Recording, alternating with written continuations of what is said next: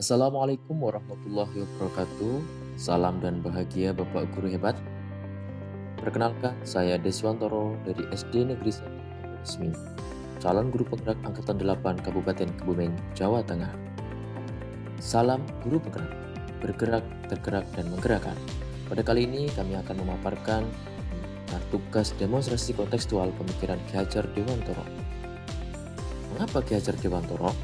Ki Hajar Dewantoro, nama aslinya ialah Raden Mas Suwardi Suryaningrat, adalah bangsawan Jawa, aktivis pergerakan kemerdekaan Indonesia, guru bangsa, kolumnis, politisi, dan pelopor pendidikan bagi kaum pribumi Indonesia dari zaman penjajahan Belanda. Berkat kiprahnya di dalam memajukan pendidikan anak negeri, hari kelahirannya dijadikan sebagai Hari Pendidikan Nasional dan beliau dinobatkan sebagai Bapak Pendidikan Indonesia, yaitu pada tanggal 2 Mei. Asis pemikiran Ki Hajar Dewantoro.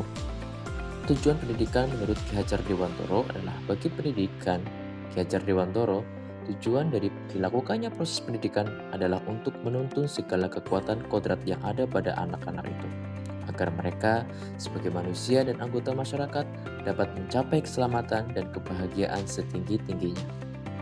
Relevansinya, guru harus berpihak pada murid. Guru harus bisa menuntun murid sesuai dengan kodratnya. Guru harus memahami karakteristik setiap murid, dan guru harus paham tujuan pengajaran. Lalu tujuannya ialah siswa memiliki kemampuan di bidang pengetahuan atau intelektual. Kemudian memiliki budi pekerti yang luhur. Bapak Ibu, kita tahu semboyan Ki Hajar Dewantoro yang ada 3 dalam dunia pendidikan, yang kita kenal yang pertama Ingarso Sungtulodo, yang bermakna seorang pendidik harus menjadi guru panutan atau contoh bagi siswa-siswanya. Jangan sampai seorang guru memberikan contoh yang tidak baik bagi siswanya, serta memberikan pengajaran yang sesuai dengan kebutuhan siswa, tidak hanya transfer pengetahuan saja, namun juga memberikan pengajaran budi pekerti serta adab. Sepintar apapun siswa, jika tidak beradab, maka ilmu tersebut tidak termanfaatkan dengan baik, baik bagi dirinya maupun masyarakat.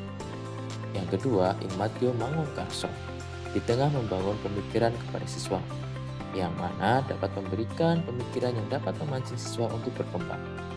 Yang ketiga, Tuturi Handayani, di belakang memberikan dorongan.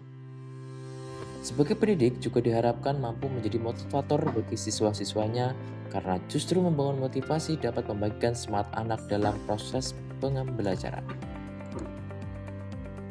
Setelah memahami ketiga semboyan Ki Hajar Dewantoro, maka kita harus mampu menjadikan pengajaran sebagai pendidikan yang berpusat pada murid. Ketika semboyan itu mendapat pada guru, terutama guru harus mengaplikasikan 3 semboyan tersebut dalam proses pendidikan dan pengajaran. Meskipun perkembangan zaman sudah berubah selain kodrat alam dan kodrat zaman anak yang terus berkembang, kita harus dapat mengetahui karakteristik anak baik dari segi lingkungan, kebiasaan, dan daya tangkap anak. Tak dipungkiri daya tangkap anak dalam pembelajaran berbeda-beda. Maka dari itu kita harus bisa menerapkan gaya pembelajaran berdiferensiasi agar semua hak-hak anak dapat kita berikan, karena itu kewajiban kita. Ini juga bertujuan untuk memberikan kemerdekaan kepada murid. Selain itu, kita harus mampu berpikir kreatif dan inovatif. Selanjutnya, kita harus memperhatikan kodrat zaman, di mana perkembangan yang kita alami berbeda dengan apa yang dihadapi anak saat ini. Pembelajaran harus berpusat pada murid tentunya, dan memperhatikan perkembangan yang mengadaptasi abad 21, yang mana teknologi harus kita terapkan dalam pembelajaran, karena tak dipungkiri teknologi sudah menjadi hal yang utama di masyarakat. Namun, jangan sampai salah, teknologi tidak akan pernah menggantikan guru hebat. Namun, di tangan guru hebat, teknologi akan transformasional. Hambatan yang kita alami dalam setiap proses pengajaran, yang pertama, guru masih berperan sebagai pusat pembelajaran. Hal ini menjadikan siswa tidak berkembang. Oleh karena itu, kita harus merubah dengan mencarikan solusi. Solusi yang pertama dari sekolah kami yang pertama menerapkan pembelajaran yang menyenangkan. Kemudian menyelenggarakan kegiatan ekstrakurikuler dengan mengenalkan kebudayaan. Kemudian menyelenggarakan kegiatan minat dan bakat siswa, serta menerapkan teknologi dalam pembelajaran. Tantangan yang kita hadapi yang pertama, guru masih nyaman di zona pembelajaran teacher center. Guru harus berani berubah menyesuaikan perkembangan zaman dan sudah saatnya untuk menjadikan murid sebagai pusat pembelajaran dengan memperhatikan karakter dan pemanfaatan teknologi. Yang kedua, rendahnya motivasi untuk berubah dalam mengikuti program sekolah.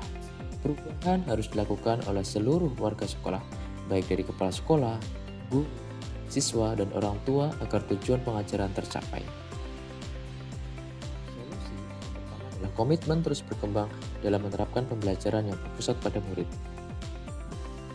Sebarkan pemahaman kepada orang lain agar dapat menyelesaikan pembelajaran sesuai dengan filosofi pemikiran Ki Hajar Dewantara. Bagikan pengalaman praktek baik dalam membuat bahan ajar dan strategi pembelajaran yang variatif dan inovatif.